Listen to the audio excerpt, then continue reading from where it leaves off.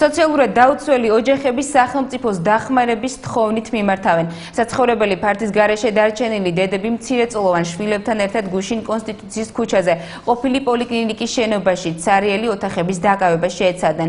თუმცა უშედეგოდ. 12 სოციალურად დაუცველი ქალბატონის შვილებთან ერთად ღამით საქველმოქმედო ფონდმა მომავლის გზამ შეიფარა, თუმცა სახსრების არარსებობის გამო დროებით. აღმოვაჩინეთ ფართის, რომელიც განთავსებულია კონსტიტუციის 2 ნომერში, ვითხოვთ ოფიციალურად ამ შენობის გადამოწმებას, რადგანაც აქ არიან განთავსებული დევნილები, არ მოგცეს ნება, თუნდაც დაგვეკავებინათ თითო ოთახი და ვეცხოვრათ ჩვენ შვილებთან ერთად. სოციალურად დაუცველი ოჯახები დახმარების თხოვნით პრეზიდენტ ჯანდაცვის, ეკონომიკისა და დევნილთა სამინისტროებს მიმართავენ. 12 ოჯახი გუშინ კონსტიტუციის ქუჩაზე მდებარე ყოფილი პოლიკლინიკის შენობაში შესვლას და ცარიელი ოთახების დაკავება შეეცადა. თუმცა იქ მცხოვრებმა დევნილებმა პატრული გამოიძახეს და საცხოვრებელი ფართის გარეშე დარჩენილი დედები მცირეწლოვან შვილებთან ერთად პოლიციის ძალით გამოიყვანეს. გამოვყარეს პატრულმა პოლიციამ ცემატყებით, ერთ-ერთი მშობელი დაზარალდა ამ შეხლა-შემოხლის დროს, გადაყვანილი იქნა მიხალოვის საავადმყოფოში.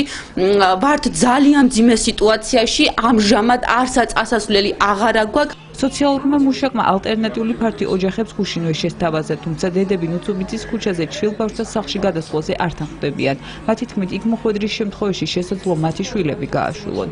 ორი ბავშვი გამიშვილეს და იმის მერე ვეღარ ვენდობით ვერც სოციმუშაკებს და ვერც ნუცუბიძის ბავშვთა სახლს. იმიტომ არ გადავდივარ, რომ ცოცხალი მაგალითის სახეზეა გაუშვილეს ერთ-ერთ ქალბატონს შვილი, ასევე შეიძლება ჩემერც გამიშვილონ. 2011 წლიდან სოციალურად დაუცველი დედები აღრიცხვაზე საქველმოქმედო ფონდ მომავლის გზაში იმყოფებოდნენ, რაც დედებს საშუალებას აძლევდა შვილები ფონდის თავშესაფარში დაეტოვებინათ.